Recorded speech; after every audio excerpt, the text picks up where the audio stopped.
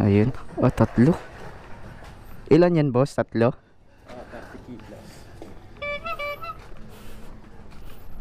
Kasya kaya dito sa harapan? Yung dalawa. Dalawa.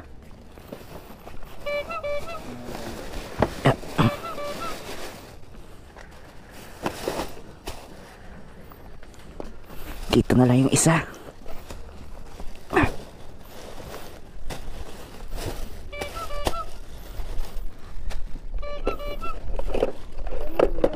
Sir?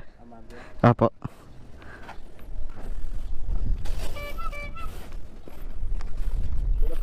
Sige sir, salamat.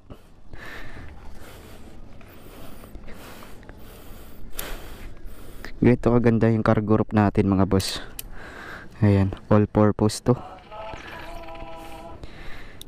Pwede sa plastic, pwede sa karton, pwede rin sa kahoy. Ayan. Ayan o. Humihigpit talaga siya.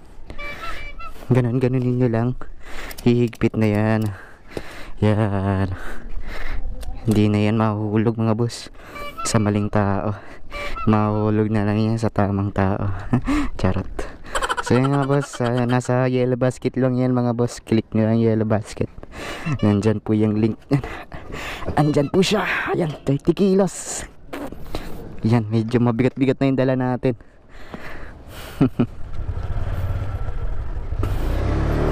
30 kilos frozen meat. Alright, diretso na natin to. Ang lamig sa likod. Sarap. Lalo na't mainit ang panahon. Alright mga boss, update ko na lang kaya pag nandun na tayo. Mauna naman natin to i-drop eh. Ayan, let's go. Saan to ma'am? Tatlo po. Saan po?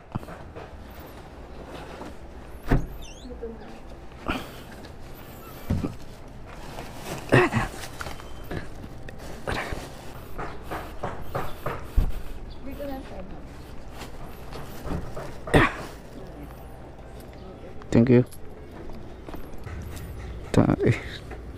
Yun ang sinasabi ko.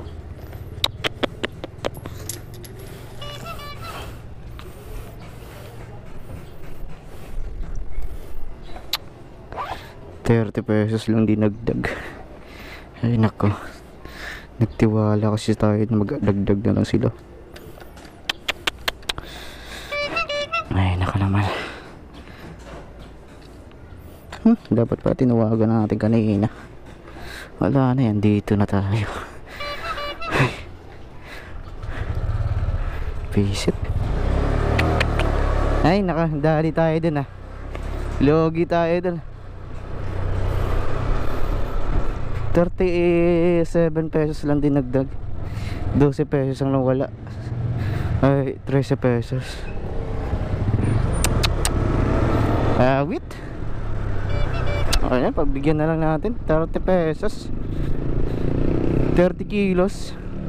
₱37 lang dinagdag. Putik din. Hindi na tayo makapag-react. Nasa bahay na tayo. Na-drop off na natin. Ay nako, better luck next time.